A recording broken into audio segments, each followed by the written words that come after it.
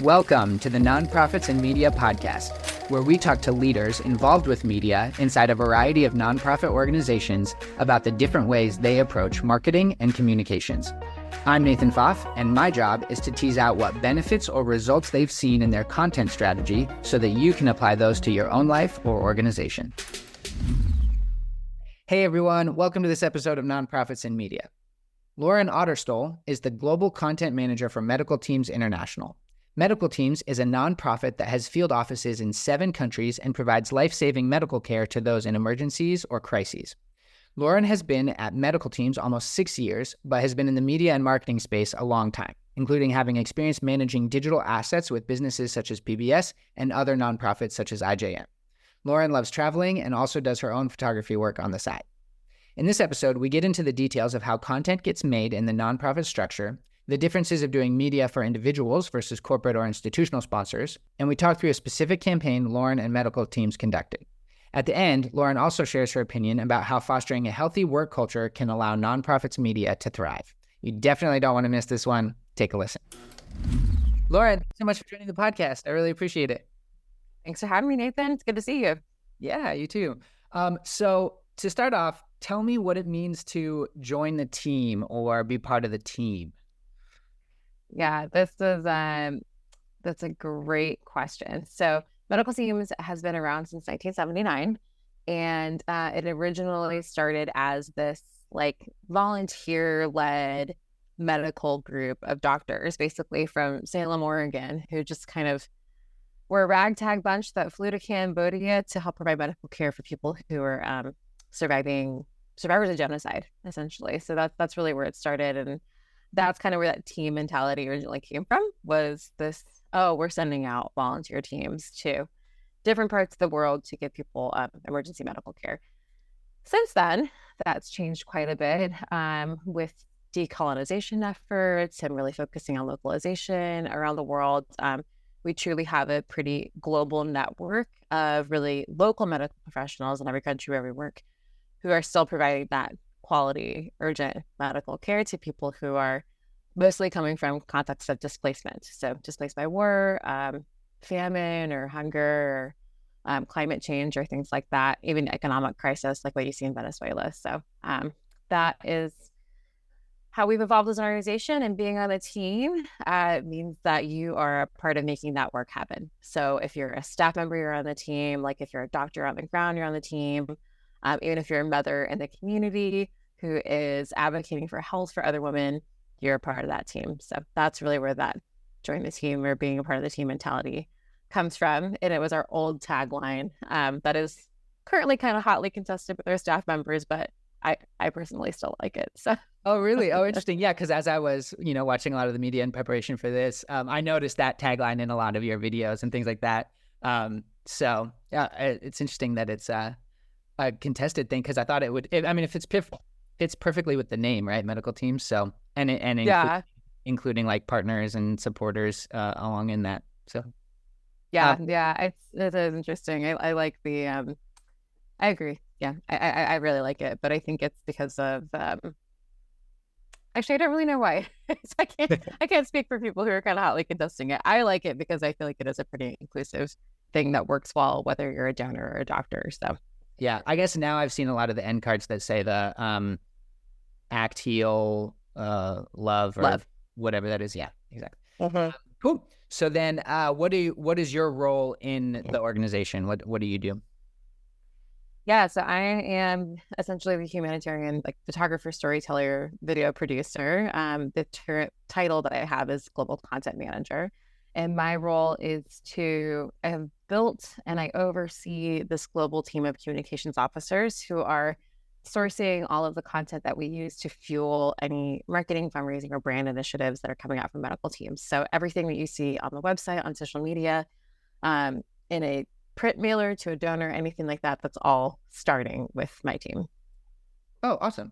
Gotcha. So how closely do you work with VP of marketing or whatever? Are you up there? I am at the managerial level, and so we have then a director above us, and then the VP of MAD above that, and so MAD is what we call it, marketing and development. So, Okay. marketing and development spans everything from corporate and foundations to development operations to all the different donor levels of like mid, mass, and major donors, not including institutional donors. And then our kind of brand creative and communications team. So I work fairly closely with the VP, but like it's kind of, they've got a much broader reach. So Gotcha. it kind of depends on what's going on at any given point in time. Gotcha.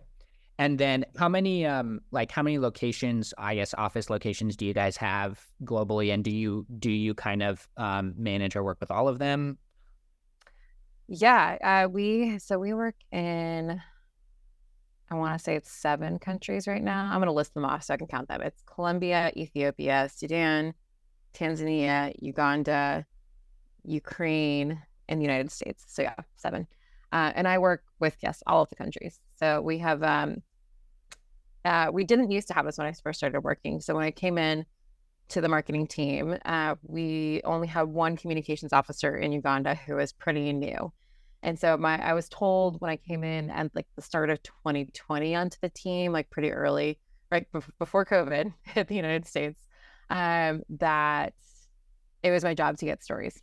And our focus is really on like patient stories and using those to leverage fundraising with private donors, because that was the whole vision, was like, oh, they just want to see that story of that one person who's been helped. That's how they're going to be emotionally compelled to give.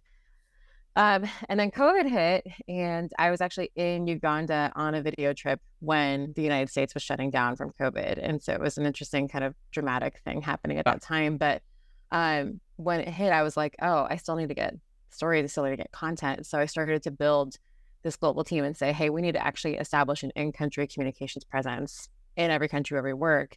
And today we have that, which is just amazing.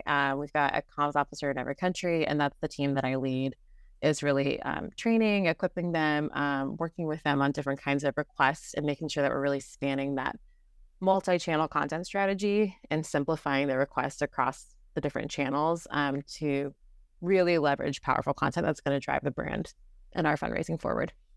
Awesome. So basically you're equipping people in those, I don't know what you call them, branches, offices, to kind of like capture country offices to capture their own content, so that, you don't have to send a team from the States as often or things like that.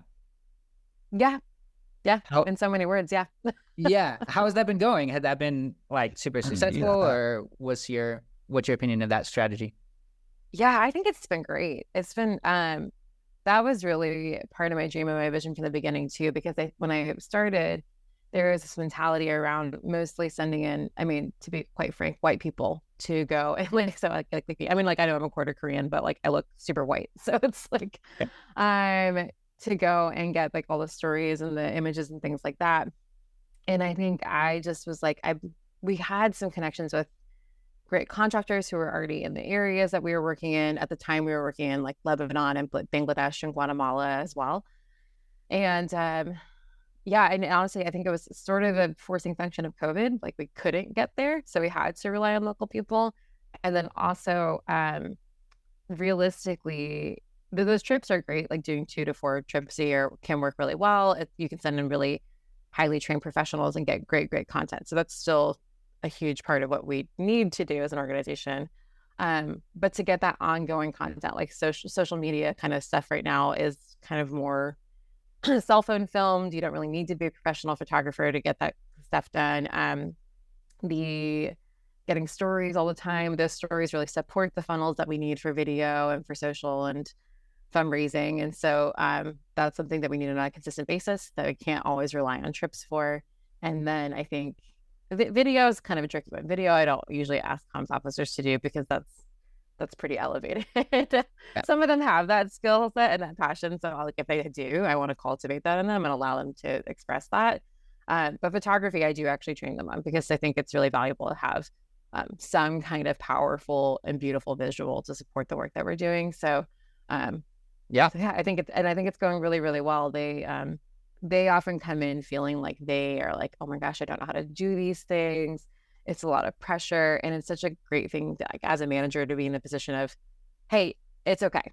like everyone's coming in at that level. That's totally fine. And you'll get there. You'll see the growth. You'll see the change. Just keep showing up, keep working at it. And like, I'll support you. I'll encourage you. I'll help you to grow in this. And then honestly, it's the best part of my job. It is the best part of my job to watch them just transform and improve over the years. And they really do. So they're incredible. It's a great team to work with.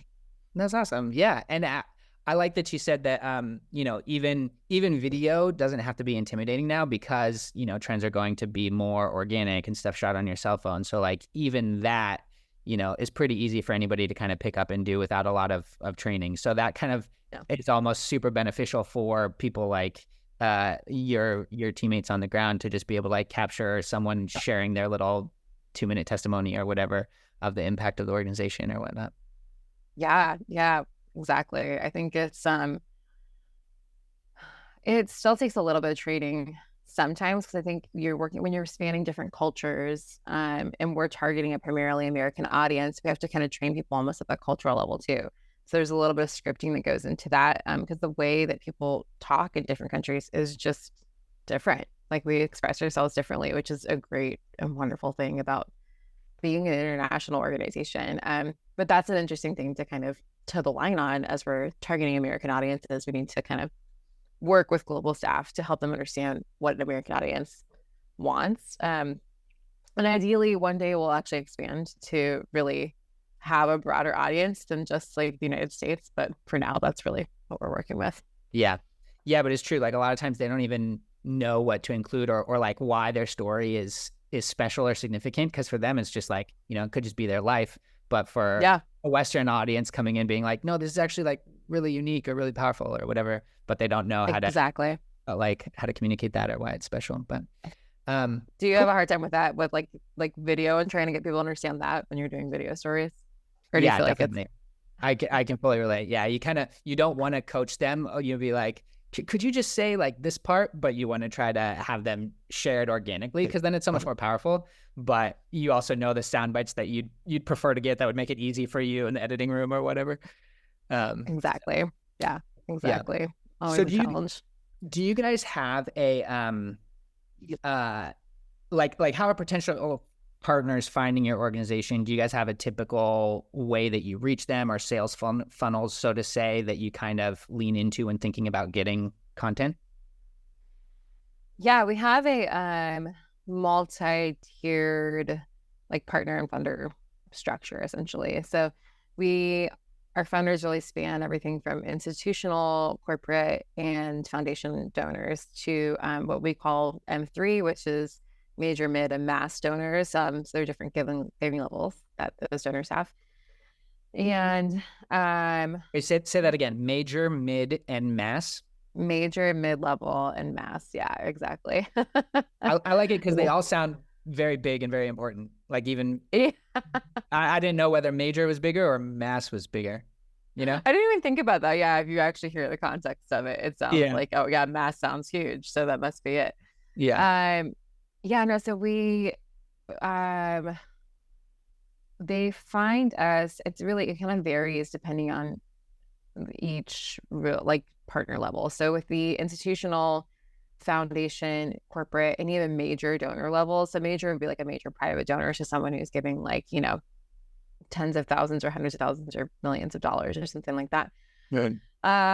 They are, I think, mostly relationship based actually. So a lot of that is just like doing prospect analysis, kind of seeing who's out there, who's interested in supporting an organization like medical teams, who's aligned with us as an organization. And then sometimes it's kind of cold calling and just reaching out and starting to build that relationship.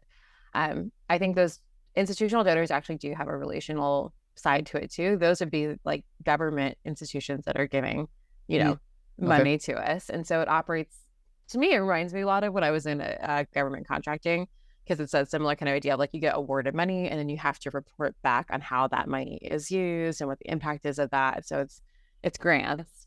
But you still have this kind of relationship building with whoever's really at the top there. And I think that happens at the corporate and major level as well. So sometimes major donors and corporate donors might find us through Events, again, a lot of times it's cold calling. With major donors, it might be through friends. And so with corporate, it could be through their employees. So with the majors, lot of relationship development, and they really like, similar to corporate donors and foundation donors, actually, they really actually like the hard numbers. They want to know how big the impact is that they're having, as much as they sometimes like this kind of warmer, fluffier stories and things like that. You really have to balance it out with the head and the heart. And with corporate donors, we actually have a corporate team that does email marketing strategy with like corporate employees, because there's corporate match giving and things like that. And then you have like people who are managing relationships with the actual kind of corporate social engagement people at the different places that support us. And then honestly, we'll do donors, kind of like, oh, what's that? All right. Are the corporate donors part of the mid tier, or are they part of the other one? They're completely separate. Yeah, they're like their own team. Yeah. Gotcha. So literally we have institutional donors actually fall under our program areas. So that's where that money and those funds get managed. And then we have the majors team that's focused on really cultivating relationship with major donors, the corporate team, the foundation team. And then we have the marketing team, which is where the mid and the mass come in. So our marketing strategy is to target leads and current donors. And so current donors, anyone who's given like a one-time gift in a certain kind of past time frame. Lapsed would be kind of the third category there. So someone who gave a while ago but hasn't given in a little bit, but they have some kind of connection point with our organization. And that's really where we're leveraging that multi-channel strategy with social media, email, website, print, all the above. So, yeah. Gotcha. Yeah. So that touches on one of my other questions that I was going to bring up later, but since you mentioned it, of like how corporations and institutions really like knowing the numbers to be able to share kind of like their impact and their giving. So like, is that the primary way you guys maybe keep donors once you have them, or like what are other strategies in order to kind of like, after you get one, keep them around, or like keep that relationship going? For corporate and institutional, is that the question? Yeah. Yeah, it's different. I think kind of similar to like getting a job. Once you have a foot in the door, it's like easier to stay in the door than it is, if as long as you kind of keep the pulse check going with whoever it is that you have a relationship with. Totally. So corporate donors, they sometimes like events and things like that, but we found that like it's kind of hit or miss. Like sometimes they'll get like a table as a corporate sponsor. Really, I think they just want to get that kind of good word out there about the good that they're doing, they're accomplishing. So sometimes you can really see the benefit of leveraging PR efforts with them. So for example, in our US programs, our corporate sponsors fund and have their names on the side of our big red vans that are these dental clinics that go all around the Pacific Northwest in the United States. And and then they'll love to get like some PR, some kind of good publicity around like the good that they're accomplishing by sponsoring a clinic that's providing urgent dental care to people living in like rural, indigenous, urban communities, things like that. So that's one way, is that kind of, ego stroke for the corporations. Another is sort of engaging them in intellectual events is another thing that we've done. So we've done kind of like evening events, even in downtown Portland, where we're doing it in partnership with a corporation, and it's like an educational event that people can come and attend to learn about, displaced people in the crises that we're working in around the world. So it's almost like a live podcast style kind of thing, but it's just it's more kind of heady, which I think is really where the corporate donors likes to live, is really in that kind of more like facts, figures, heady space than the fluffy space. So yeah, it's interesting that you have to have kind of all the different channels, because different audiences will respond differently. Like an event could be super powerful for one sponsor, but like another one doesn't really care, if they're not as heady or something. But I bet your role is probably more for the mass market in terms of like getting leads, right? You'd probably be less on the corporate I touch all of it. You touch all of it. Okay. Yeah. Because like my team is basically like the source for all content. So I will cut videos for the corporate team. I actually used to be on the corporate team. And so Oh, nice. I'm more familiar with their needs and what they're doing. Oh, another thing they do is actually volunteer events. So they'll host like these volunteer hygiene kit building events. And that's something that a corporation can like buy essentially or sponsor to engage their employees and like giving back to the community. So those Yeah. are kind of fun. But yeah, no, with wait, remind me your question. I'm so sorry. With the corporations. Oh, you were just talking about how, well, I asked whether your role was Tied to that. more on the, mass marketing, getting leads, or if you also worked with the like corporate and industry departments. Yeah. Yeah. Yeah. I do work more with the mass marketing and the major side, but I also, everything that my team does supports the whole funnel. So with the corporation, or corporate side, I also work kind of on the team of people that are managing like the program information that we have from our program team, and really need to have a deep understanding of like what it is that we actually do, what that looks like in each country, our impact, our numbers. So on top of all the stories and the photos and the videos and things like that, we're also managing like information flow and kind of serving as a subject matter expert of sorts who can translate program material into more layman's terms. Yeah, which is great and needed. How closely do you work with like email blasts and the team that does all the newsletters and those kinds of things? Fairly closely. Yeah, we're all like, it's everything that I'm sourcing is going to support all those different channels. So nice. Yeah. Have you guys found a good rhythm for those in terms of like sending out content? Is it better to just like do it as much as possible whenever you have a new story or touch point, or do you not want to like overwhelm people with too much content and kind of pace it out or something? Yeah, that is another hotly contested area. I think everyone has different opinions on it. Generally speaking, that's a meeting that's coming up after you and I. Oh, really? Perfect. Yeah, finished recording. Is this sort of like, I'm like, can I sneak you into the meeting? Do you want to come see?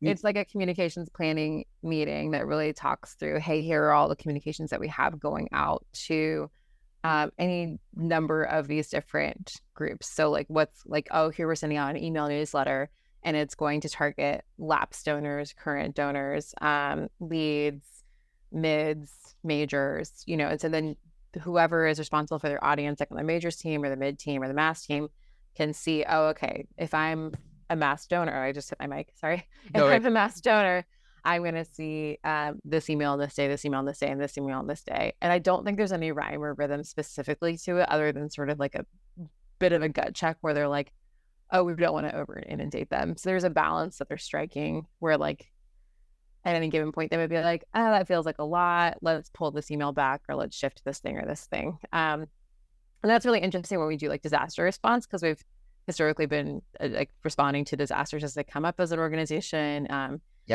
And when that happens, you kind of have to drop all current communications plans and really like infiltrate with these disaster response communications. So that's always a conversation when things like that come up, which just happened last month, actually.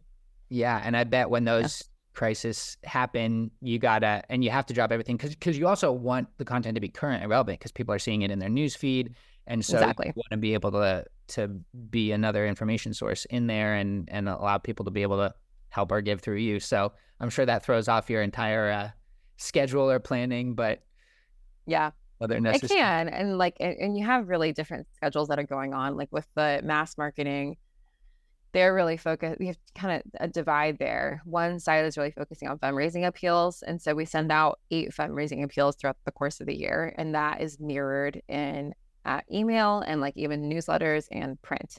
So there's sort of like a kind of rhythmic strategy that they're taking there around like introducing someone to a story in a newsletter, and then following up with another like email and print letter and things like that. So that strategy has been pretty ironed out for a long time. And then the emails that are just kind of more like when we would do a video launch or like what we call like the field report, which is sort of like an update, like an impact report of like, hey, here's what's happening on the ground around the world with medical teams.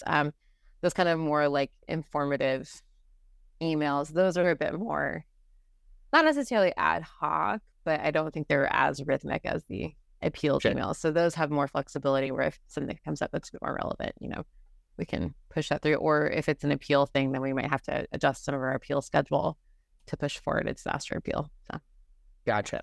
And then do you provide, I don't know, photos or content for those email blasts, or do you help pick the stories, or how would that work?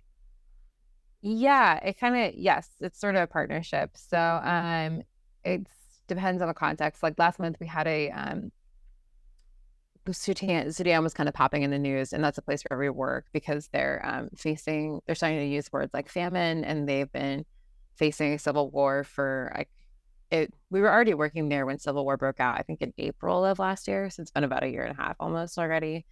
Um, and yeah, it kind of sometimes it comes from the top, honestly. Like the VP might just be like, hey, all hands on deck. Let's figure out what we need to do to like push forward the CDM piece. In an ongoing nature, it then just is like honestly normal coworker relationships, like me checking in with the appeals team and being like, hey, what are we thinking for stories, for the coming really like 2 quarters out. They think further ahead than everyone else. So they're about 6 Oh, to wow. 9 months out in what they're looking for because with the printing, you have to get it a little bit more lead time.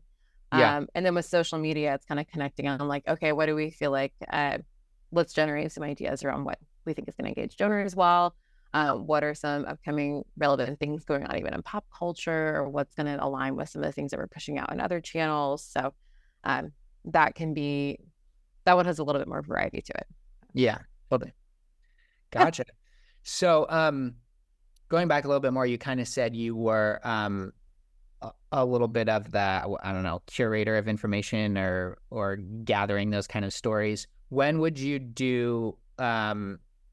decide to do kind of more of like a long form or like a video, kind of invest a little bit more resources into really developing and capturing this story well, versus just kind of a email or social media post or something? Yeah, it's a little chicken or the egg. So that's a great question. um, Generally speaking, when I came into this role, I was told, hey, you got to lead 2 video trips a year. Obviously, that didn't happen with COVID. But I led 1 video trip a couple months into this role. And so the mentality back then is that they used to say our brand was story of one. And this is kind of where you get a distinction between the organization and me. I pushed back on that a little bit, and I said, the story of one is like a mechanism. It's kind of like it's like a tool or a tactic that you're using through different channels to target donors, but that's not really like a brand necessarily. And so, because like the brand is like, we are a medical organization who is providing life-saving care to people who are in displacement contexts around the world. Like that's really like who we are as a brand. So I kind of disagreed with it at first. But I don't disagree with the idea of using a story of one. I think it's a really powerful tool to get people really familiar with their work and to really illuminate how that impact matters, and that just for one person, right? And then you can kind of imagine the scale of that if we're targeting and reaching millions of people a year. So is your kind of discrepancy with it not necessarily the use of telling one story to communicate the effect, but not getting lost in the specifics to kind of make sure that people know that the brand and organization as a whole, does a larger amount of work? Or like what's your exact, like, flesh out the difference for me again? Yeah, my thing with it is that I did not think it was broad enough to really capture all of the impact or capture or communicate all the impact that we are accomplishing as a brand that I think would actually matter to a donor. I think it was really focused on just the heart of the matter and not the head. And I think there's a lot of strength in putting the two together, really. Like you have to target egos, pathos, and logos, to really get all of those pieces connecting for a donor.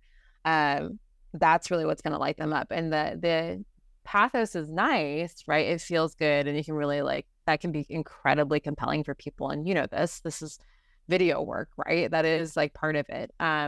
And no one really, I was thinking this the other day. Someone was asking me about doing a video and they were just like, yeah, but like, can we just not list off the audiences? And I was like, let me reassure you that it is never interesting in a video to just have someone listing off audiences. Oh yeah. I was like, I don't really want that in a, no one wants that in a video. Yeah. Well, why would they do that? Why were they wanting to list off audience? Oh, it was talking about like the communities that we target in our US programs. And they were like, yeah, but can we Gotcha. not get too specific about it? Because like, sometimes it changes or we don't always know, we don't have control over funding. And I was like, it's never going to be interesting to sit there and listen to someone just list it. List off the list. Yeah. Yeah. So I think that that's kind of my thing with the story of one is that I love it, and I think it's a really powerful tool, but I think it's only one piece of the puzzle. Yeah. Right. I noticed in a lot of your videos would have like single faces or like one single person.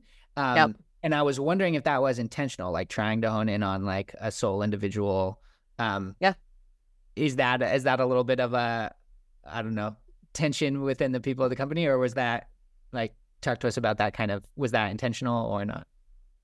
No, that was the story of one. Yeah, that's intentional. I think Okay. it's and that's the thing is like I can come into any role, and I worked for a number of nonprofits, and I have my own opinions about how to do things well. I'm sure you know this too, as being like a video contractor. Like you know what best practices are, right? And you're working with a client who sometimes doesn't always know what those best practices are or has their own opinion or their own thoughts on what that is.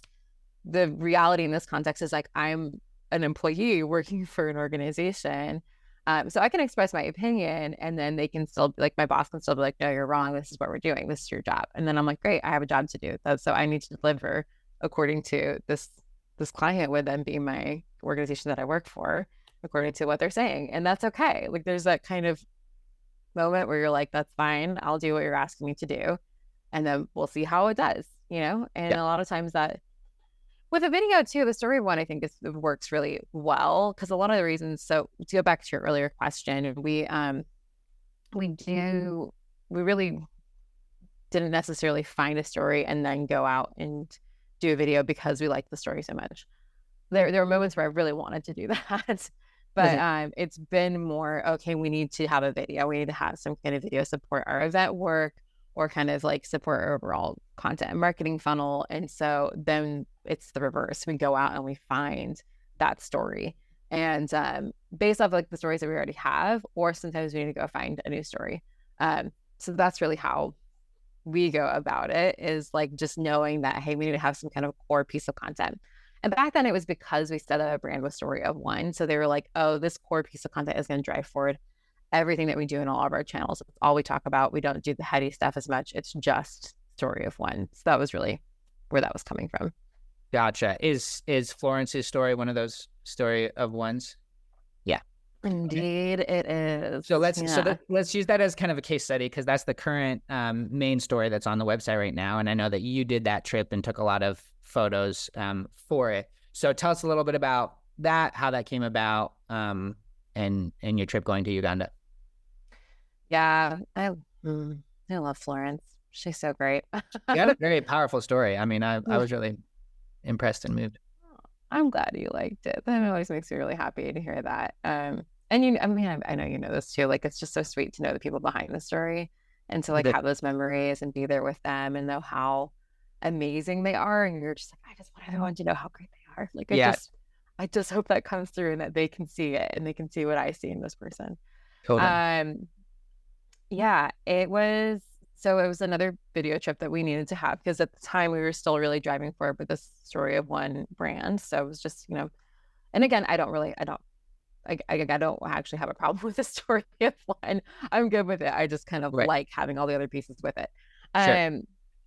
So with that story, it was really interesting because when we were doing video planning, a lot of it depends on security context. We're working in like war context, and so sometimes you literally can't send in a team with cameras. Like in Ethiopia, they would confiscate your cameras at the airport and put it in this giant room with a bunch of cameras that are just lost forever. Where all the cameras die. I've seen them. They're very sad. Where all the cameras go.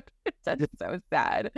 You see all the long lenses and everything. It's tragic. But so we were kind of limited in where we can travel to because you have these different security contexts that we're working in.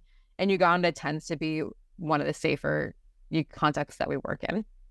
So it's really easy to go there. They have a number of refugee settlements where we are working, and where we have clearance and access to go in and do an actual video project, a video trip for a week long. That's what we do. We do week long trips, because that's what our budget allows for. So Right. Yep. what we also found too is that like if you go beyond a week, it can be pretty exhausting, and it can be exhausting for the people you're interviewing too. So it is kind of a sweet spot.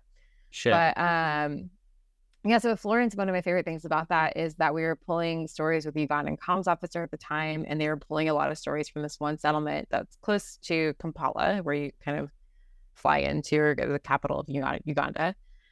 And there were like probably 7 stories from one settlement called Chaka. There are probably like 4 stories from another massive settlement that serves almost 300,000 people called Changwali. And then there was only one story from the settlement called Ramamwanja. And that story was Florence's story. But did you know where all these stories were before going in, or did you find them once you got there that week? We did, because sometimes we plan around like the logistics of a location too. Like we have to take that into consideration and think through like, okay, how far do we have to travel each day? So if we go to Changwali, you have a 4-hour round trip car ride every single day, because it's 2 hours from where you stay to get into Changwali. So logistics are definitely a part of that consideration, because that can really be exhausting for the team. But normally we don't like to go somewhere where we don't have a backup story option, because you might know this well already, that if you go in and like everything can be a lot, yeah, you want to come out with something, and you can go in and kind of like hope for the best, and like you have everything be lined up, and the person says yes, and you can get there, and then suddenly they get freaked out or they say no, and like our responsibility is to honor that consent. But then then you're kind of screwed. You just have to go around and try and find a backup story if you don't already have one. So it was risky, but we were reading her story, and I was just like, I just feel like this is the one. I just like keep coming back to it. I really feel good about it. I think we need to go with this one. And I forgot I said that, but when we were on the trip, the Ugandan comms officer reminded me of it. He's like, "Hey, Lauren, don't you remember that we were talking about this, and we were reading through all the stories, and we were concerned about not having a backup, but you just kept coming back to this one. You said, I think this is it. I think this is the one." And I said, "No, I completely forgot that, but thank you for reminding me. I was right, and I agree with myself." But I know. I'm read again. I'm big surprise. But I was also like, oh, that's so compelling and so cool, because and I told this to my staff when I got back. I was like, I really believe that God wanted Florence's story to be told. I believe that he was really aligning everything for it to be her. And it was so beautiful to watch that unfold. So that's my favorite part about her story, and how we ended up with her. Yeah. That's awesome. So did you get all those the 4 from the other village and the 3 from did you get all those stories on that one trip? No, you kind of just on Florence's. Yeah. Gotcha. Yeah, we really try to focus on one story and then have a backup story if we can. And then we go in, and on day 1, so I think we were talking about consent a little bit before.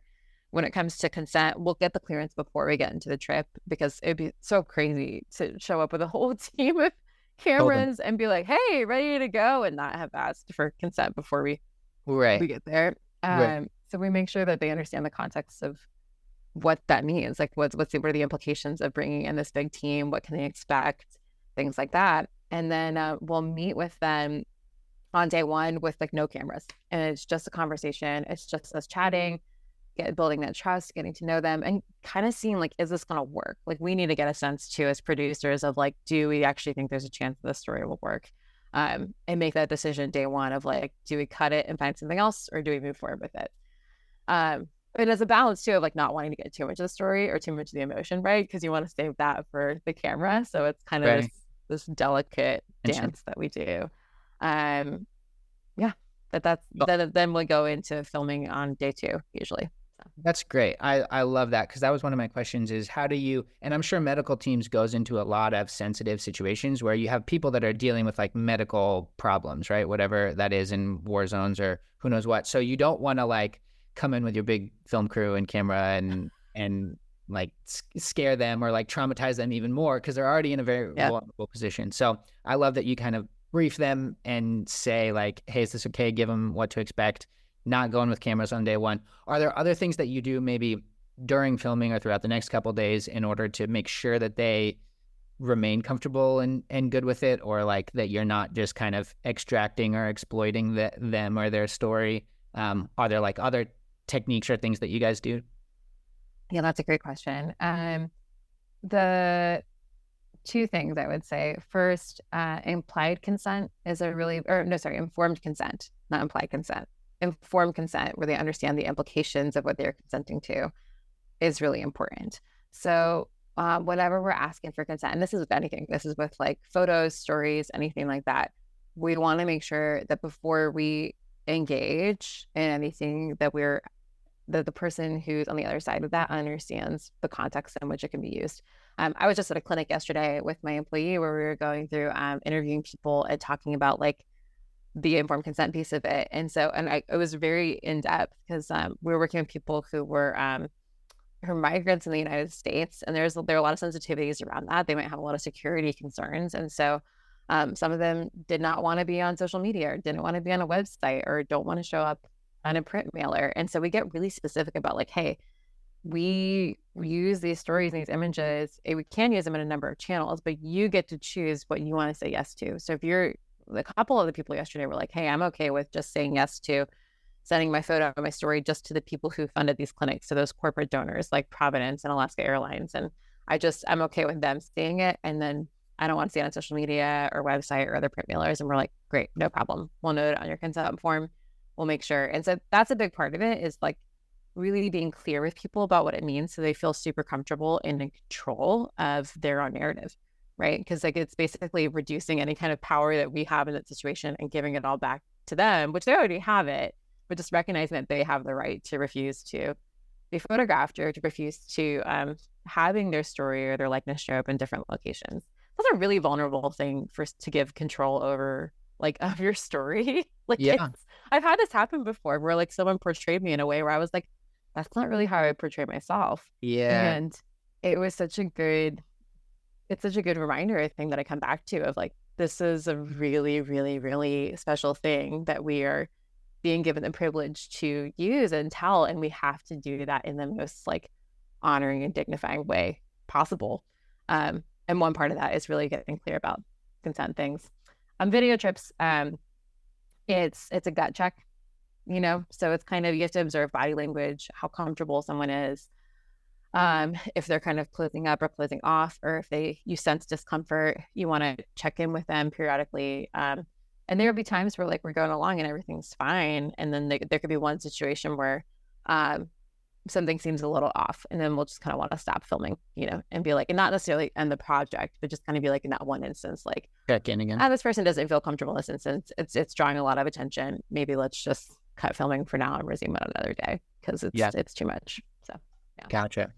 I kind of want to come back to the consent forms, because I think that's really interesting, because I was just on a trip where I was filming, and I was filming in the home of a policeman, and the policeman didn't want to be on camera because he didn't want people to know where he was living or anything like that. And I was kind of like, well, the whole point of me being here is to get like an emotional story, and if you don't want to be on camera, I'm not gonna get that here. So it's like, I might as well just not film in this location, or with you.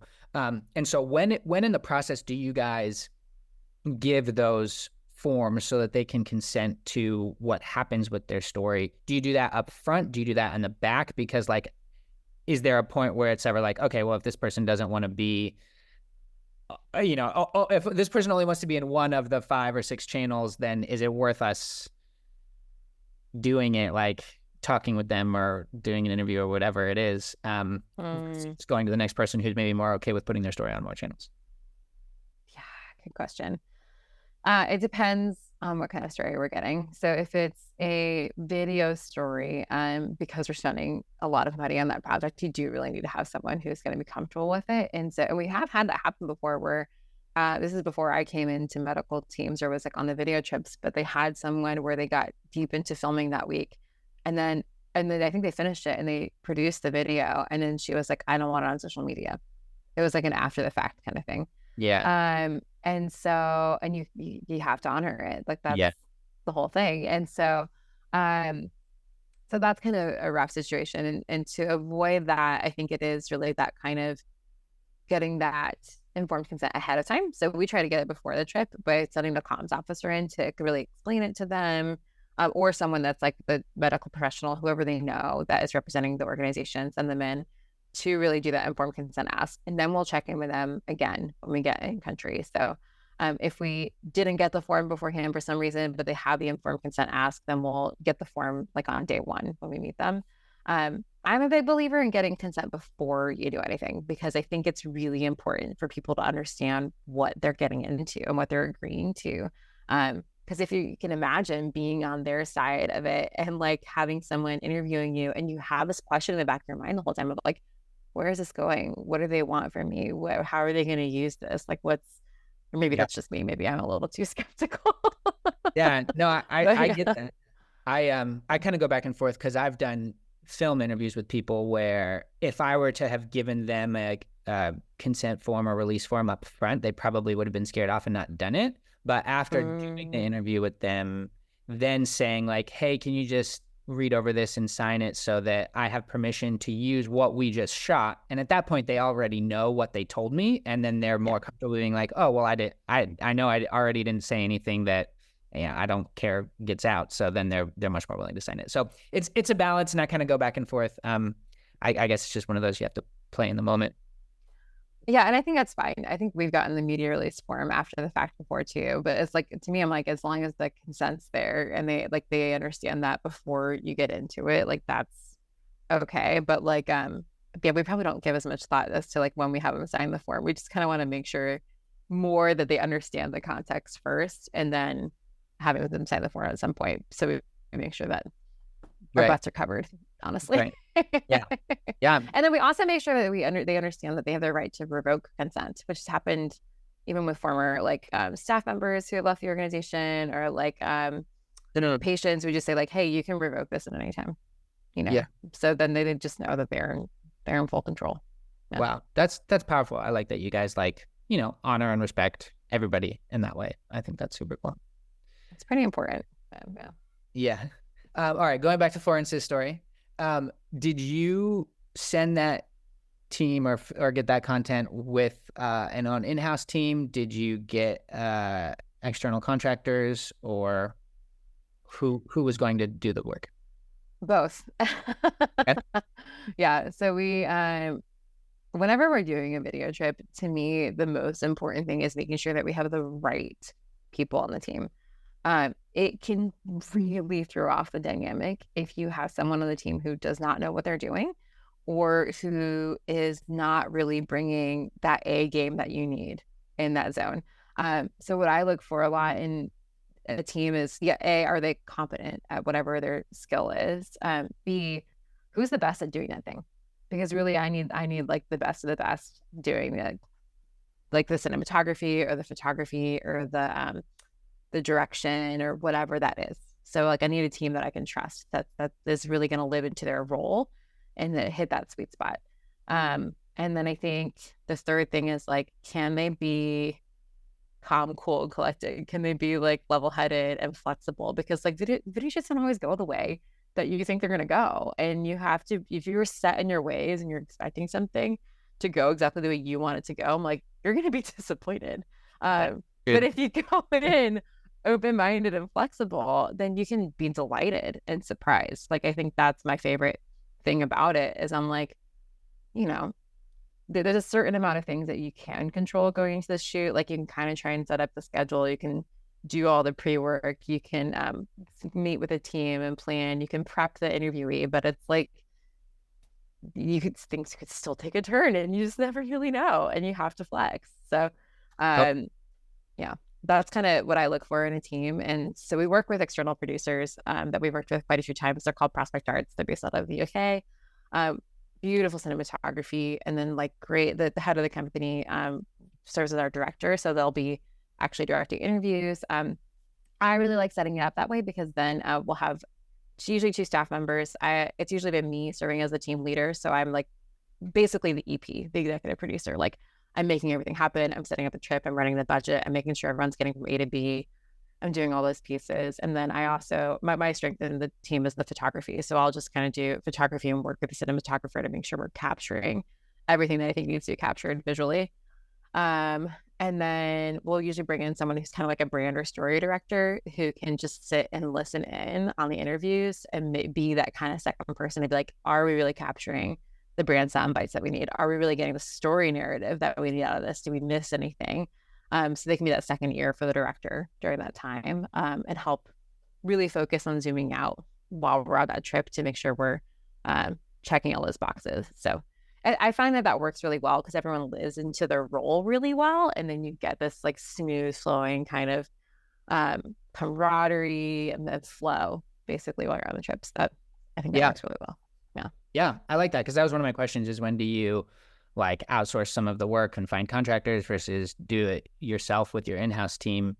But it seems like I love your answer of, whoever is best for the job, whoever is most equipped and is the powerhouse in that field, let's do that. So we make sure that we put our best foot forward. So yeah. And it depends on the context too. Like it's like I just had a video request come up the other day for a $50,000 grant that we want to submit next week. So I was on the ground at a clinic filming yesterday, and like in that context, I'm the best person for it because I'm the only person who knows how to film on my team and like get that done. And I'm like, if someone, yeah. I feel like you get this, like as a creative, you have to keep your ego in check. And a lot of creatives don't, but like I try really hard to, because I'm like, if someone comes along and they're better at it than I am, I'm like, great, that's you go. Like I want the best. So like, you're better at this, you go do it. And I'll take a step back and lean into whatever I'm good at, And so I think that's really what you need at the end of the day. You need someone who's going to be able to kind of drive forward that vision and be like, whoever is doing it, it doesn't necessarily matter. It's really like, can we accomplish something great together? Yeah. I love that. Okay. So then talking about the editing, the post-production, I noticed that Florence's story was broken into 3 parts on YouTube. It's about 2 minutes each, a little over. And episodes 1, 2, 3, talk to me about that and how that decision got made as opposed to keeping it just one longer 6-7 minute piece. And did you find that was more effective than maybe keeping it a whole piece? Or I'm just so curious about the effects of that decision. Yeah, it's funny because I used to work at PBS, and so in television, you can do episodics, and then in like YouTube, you can have this sort of like episodic storytelling format. And I saw another nonprofit that did it, and I thought, oh, that's really cool. That could be something fun that we could do. But it was something that I mentioned at one point, and then we went into Florence's trip, not really necessarily with doing like an episodic in mind, more with just getting her story. And then after the fact, we were talking through it, and we were kind of like, oh, you can kind of see this sort of 3-part narrative to her story that we could tell in 3 parts to maybe see if we can tell it better that way. Because a lot of times when you're doing like those sort of stories, unless there's a real clear chronology and even like logic to it, I think you get this in like the video production world, like it's tricky. You're trying to simplify the storyline as much as you possibly can, and then you're going into it with so much information and detail that really enriches the story, but maybe it doesn't deliver as well on video. And so you're trying to figure out, okay, how do I actually cut this to make it really emotional and impactful in the way that I need it to be communicated? And is it communicating, like, even if I like all these different pieces of the story, is it communicating the narrative that I needed to communicate? And then sometimes you leave things on the editing room floor or the cutting room floor because you're like, it doesn't work. Yeah. So go ahead. Well, I was gonna say, did you kind of plan that in? Probably not, because you found the story on the field, so you wouldn't have known that it would have fit into 3 episodes pretty nicely before. No, yeah, I mean, arguably, I think they decided to cut it into episodes, or like we kind of went that way with the first part of the story, almost as trying to do a teaser effect and see if it worked. Because in my mind, I actually think it worked better as 2 videos rather than 3. So the first video, though, would be 5 minutes long, and that's really the story of Florence nearly losing her son Terry to a really bad bout of malnutrition and malaria.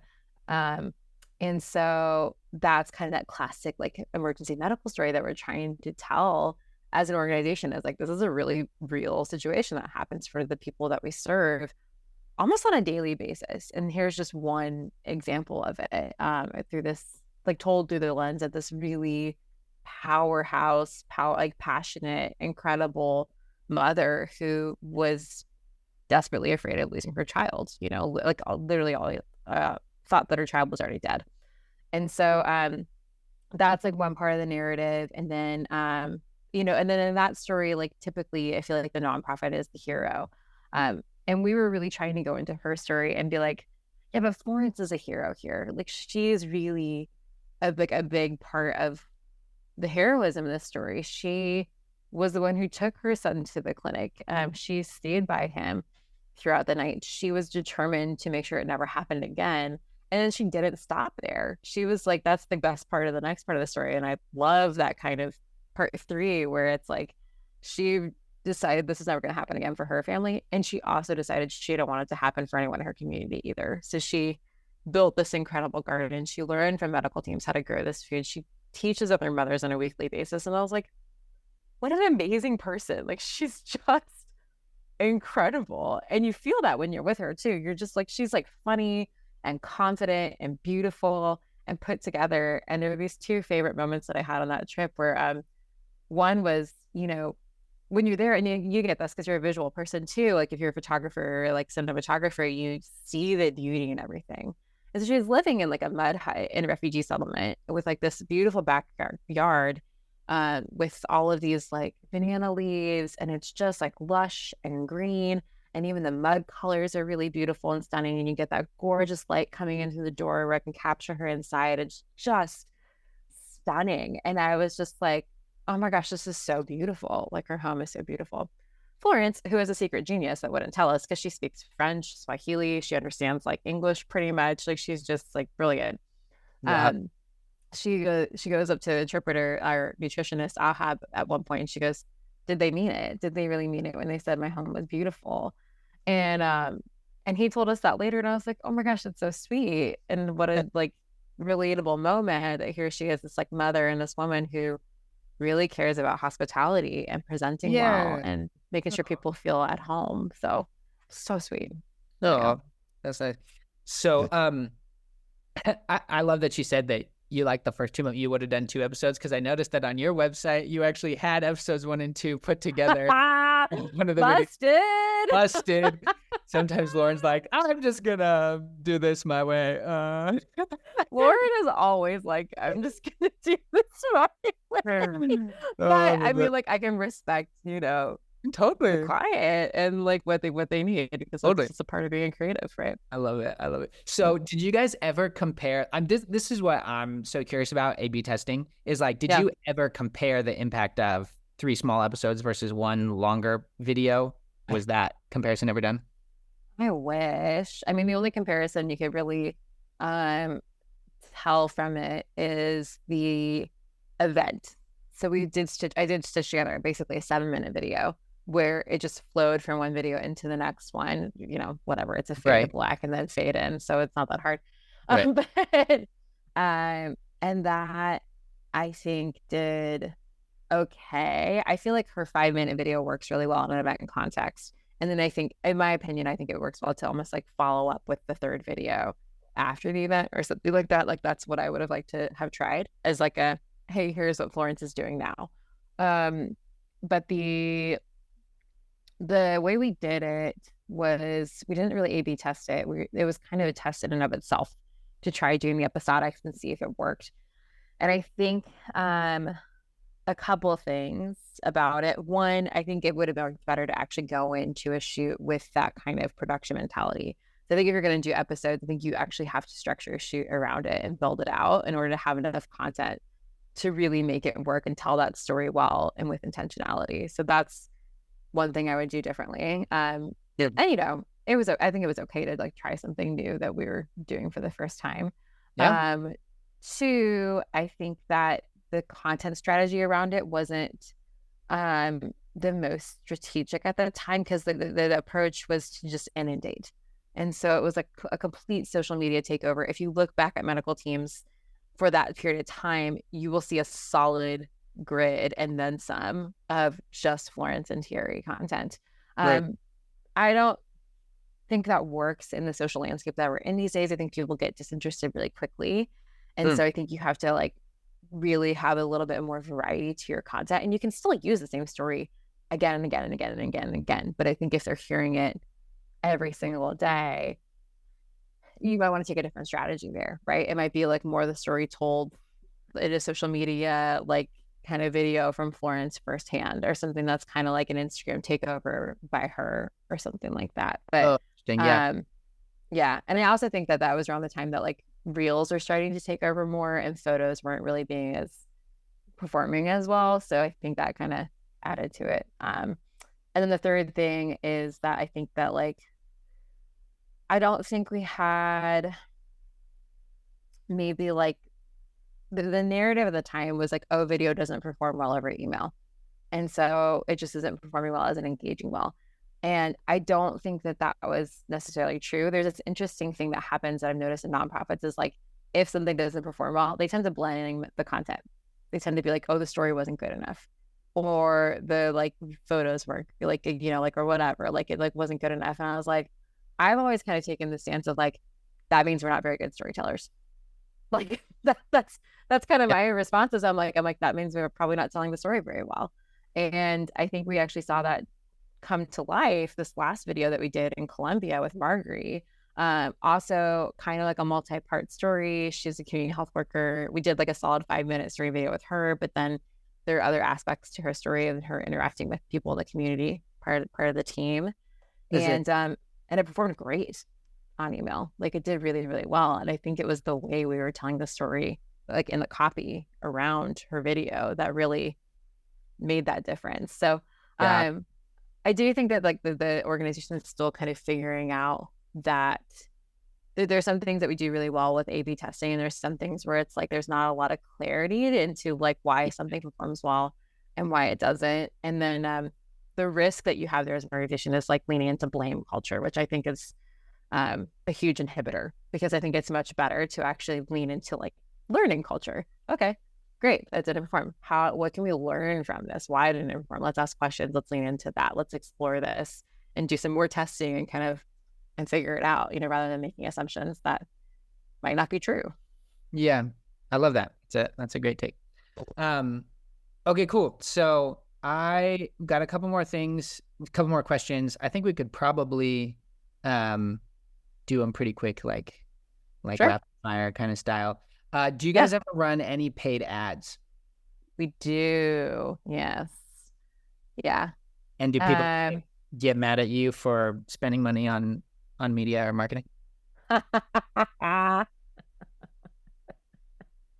Yeah, who doesn't? I mean, Charity Water has the perfect strategy, right? Have someone cover your overhead and then say 100% of your funds go straight to the cause. Like that's the donor dream. I don't know if they necessarily get mad at us. I haven't necessarily heard that from donors. I do think that it is a battle sometimes in the nonprofit world to get people to understand why communications are so important. Because a lot of times you have this age-old battle between the program team and the marketing team, where the program team is like, we're actually doing the work on the ground. Why like and even sometimes they're getting more funding through institutional funds, and they're like, what is the marketing team even doing? And which is an unhelpful narrative. It's a really difficult narrative to combat.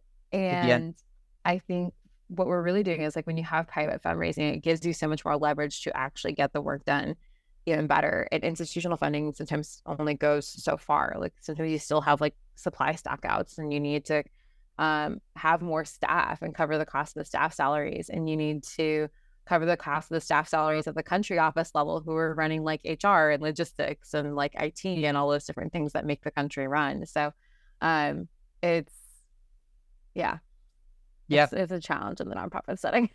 Totally. It's definitely but with ads, we do run them. How do you make sure the videos get seen, i.e. get more than like 13 views, or like once you put all this time and money into the content, is it just inundated in all the different platforms, all the different channels? Or I don't know what this is like for you, like working at the ad agency, but when you're like on a creative team, it's not just you making all the decision making. You're in this kind of decision making sphere with a bunch of people with a bunch of different opinions. Um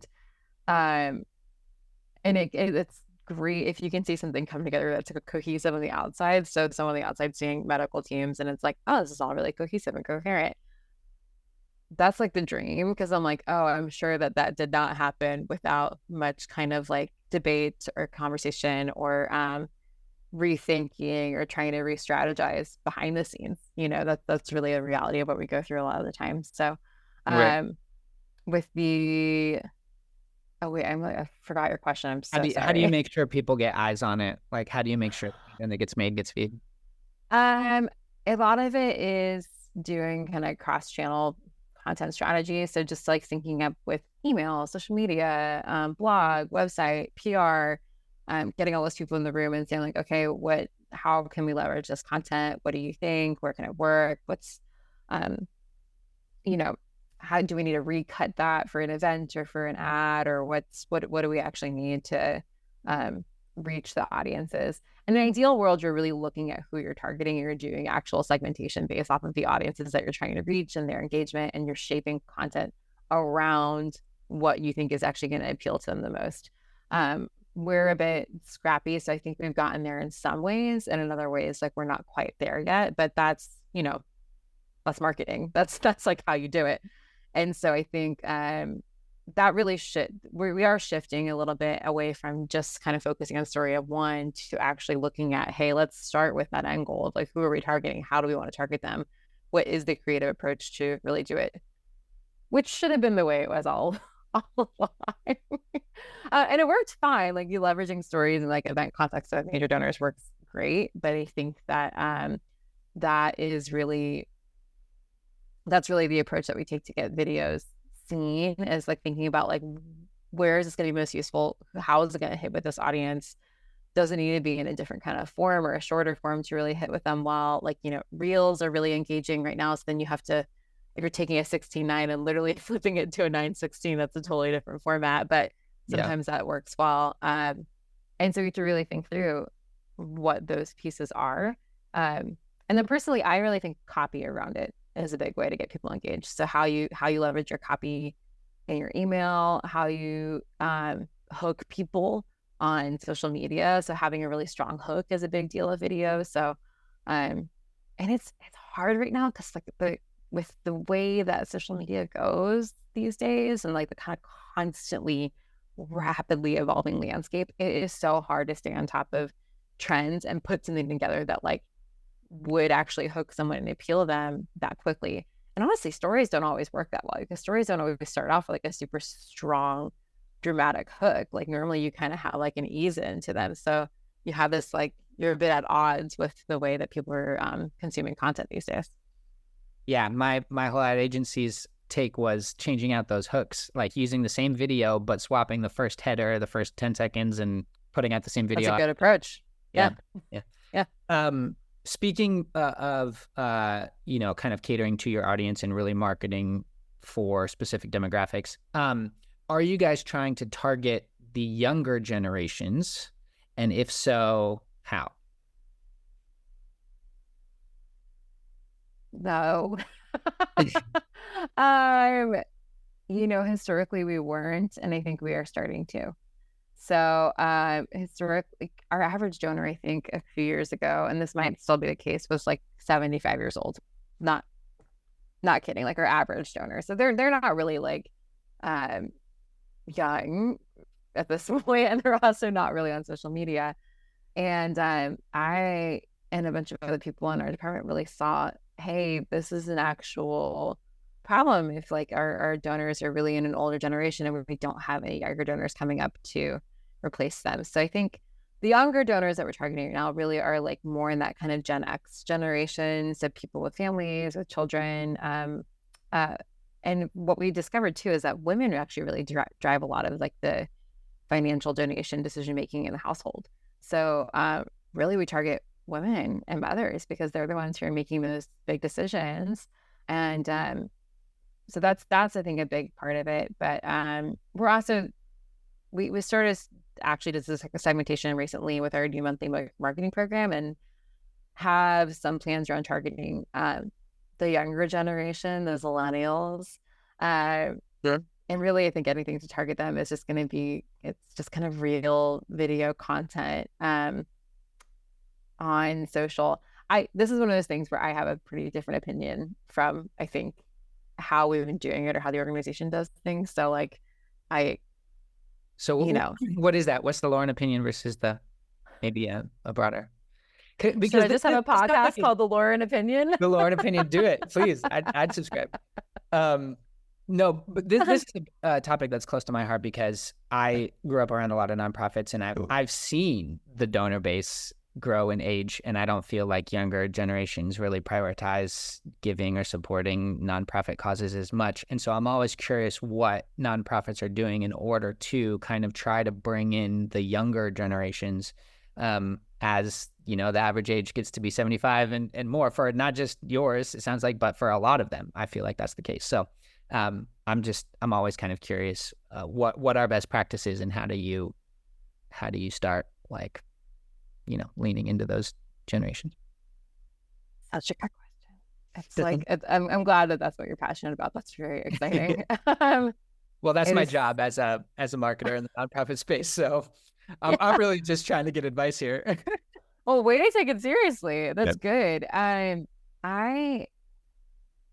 don't know if this is right or not. This is maybe like my own gut check coming into it. So like, because, you know, I studied business and marketing in school, and there's a piece behind it where you really have to leverage empathy and leverage that around like a generation and kind of figure out what does empathy look like for these people. Because I really think that's like a lot of what goes behind good advertising and marketing is you're getting at their motivation, right? Their drive, like something that's gonna be compelling to them or really resonate for them or align with their values. And so in an ideal world, we would be having more of those conversations and driving our content from that starting point of saying like, okay, I'm a 26-year-old zillennial. I'm not, but like, you know, is that a good? You know, we'll pretend. And so what really matters to the generation, what really stands out to them, what is the kind of how do they engage with content? Where are they engaging with content? And then like what when you look at how they engage with social causes, what do they do around that? Is it something where they want to speak their own voice into it? Is it something where they care about like a celebrity that they see like really advocating for something? Is it something where they themselves want to just reshare a post and be the advocate? And so then that can shape how you build that content. So if you're building more, if they're more like advocates, right, and they're kind of more passionate about speaking out about causes or being engaged in that way or being asked to contribute their opinion or their voice to something, you know, kind of like the influencer model, then it's like, okay, how do you build something around that content-wise where you can really leverage sort of influencers or put out posts that actually are making some kind of value statement that they would then reshare because they're like, oh, this is something about who I am. This is something that resonates with me. This is how I connect to this cause. And so I think that's kind of my gut intuition around it. And that's what I've like vocalized with, you know, even my colleagues being like, hey, I think this generation operates differently. And we've really been leveraging pathos with the older generations because that worked. That was like the 90s Sarah McLachlan commercials that we all saw, you know? It's like, and even celebrity, I think that kind of works more with maybe arguably some millennials going up into like the boomers, but I'm like, does that work with millennials? We don't really know. So I think shifting your approach, shifting your strategy, and leveraging empathy to really understand, I would say empathy and like market research, right? There's a lot of research available to understand what generations resonate with. And being willing to shift. I feel like people get so stuck sometimes in this nonprofit mentality of like, but this has always worked, so we're just going to keep doing it because it's always worked. And it's like, but the same thing that worked 10 years ago isn't going to work anymore now in this like rapidly evolving technological context that we live in. It's just, we have to be willing to shift and pivot, just like being on a video trip, you know? Be willing to kind of shift and pivot with what comes your way. And I think that organizations would be wise to leverage that with their marketing, creative, and fundraising strategies. Yeah, I love it. Okay, I know I'm running short on time, but I wanted to see if you had any other just general advice for people doing media in the nonprofit space, anything we might not have touched on, but that you wanted to give your tip or advice or anything on. Oh my gosh. It's okay if not. I just wanted to. No, I have so many things. I'm like, let's do Lauren's Corner. Lauren's everyone what cares was the about podcast? Lauren's hot takes. Lauren's hot takes. No, the Lauren Opinion Show or something. Oh, the Lauren Opinion Show. Yeah, everyone cares so much about what I have to say. It's so important. So I think a couple of different things. One, I'm really passionate about fostering a healthy culture in a work environment, because I think it's really difficult to do content, creative, and marketing well if you don't have the right kind of cultural framework and environment to support that. The wrong environment kills creativity. It really just shoots it down immediately. And so that's something that I've been really passionate about protecting on my global team, especially because I'm working with people that come from different countries, backgrounds, cultures, languages. And so I had to, when you're leading in a nonprofit sphere, I think it sounds trite or kind of maybe repetitive, but I really want this to hit home, in that I do think actually being a servant leader and doing human-centered design is a wise approach. And it really combats that kind of that colonial narrative. So the approach I took with my team and building this global content team, I said, hey, what do you guys want to do? What do you want this to be? What do you need? How do you want this to look? What do you need from me? How can I serve you? And that has always been such an important part of my team, and why I think it thrives, and why I think it does really well, and why I think people are really happy to be on this team, because they're heard, because they are getting to do the things that they're asking for, and they're growing in that way. And it is also benefiting the business, because we're serving them and meeting them in that space, And I think before I came in, it was really just this take mentality of oh, let's just see what we can drain from you, and then never really giving anything in return. And I don't think people were doing that intentionally. I just don't think they were really aware that that was kind of the cycle. And I was like, we're gonna push right against that cycle and change it. I think that's one thing. I think another thing is the flexibility. Be flexible. Be willing to flex. And I think to create that really healthy culture where creativity can thrive, innovation can thrive, and you can then survive in this world that is constantly evolving, you have to create a space where it's okay to fail, and it's okay to have bad ideas, and there's no blame or shame in it. There is a willingness to lean into when things don't go well, and learn from it, and be like, hey, let's take a look at this together. So don't focus on the person, focus on the events, and just say hey, this thing happened. Let's explore why that happened, or what's going well, what's not going well. And that kind of continuous learning, that Kaizen approach of let's just always be willing to flex and grow and change and learn and evolve. Because if you don't, then you're going to find yourself stuck in the past very quickly. And also you're going to find yourself with employees who don't speak up because they don't feel like it's safe to. They don't feel like it's they're going to be heard or valued, or really be able to kind of carry forth the vision and the ideas and the special thing that they're bringing to the table. So I get pretty passionate about that, because I love that. I think that's so important, because you see the trickle effects of that. Because if the media and marketing team that's representing your organization is just putting out content under a stressed environment because they feel they need to, that can come through, as opposed to people who want to share the story with you because they're excited, because they're having fun doing the work, supporting the work, So it kind of where's the start of that, and make sure that that's healthy, so that then all the overflow from that space, all the creative output is, also from that good, healthy space. I love that. I think that's that's an amazing piece of advice. Which reminds me of one more thing, if I can do it. Please. Oh, please. Yeah. I also get really, because I'm so passionate about culture and creating a healthy environment for people to thrive creatively. I think the bringing it up to the executive level, having a CEO or an executive team who is driving forward communication about the organizational impact, about stories. I'm such a big believer in internal marketing, and I don't think nonprofits really see that or do that enough. I've seen some do it really well. Like IJM, I used to work there for a little bit, and they did such a good job with weekly. Actually, I have a friend I can connect you to there too.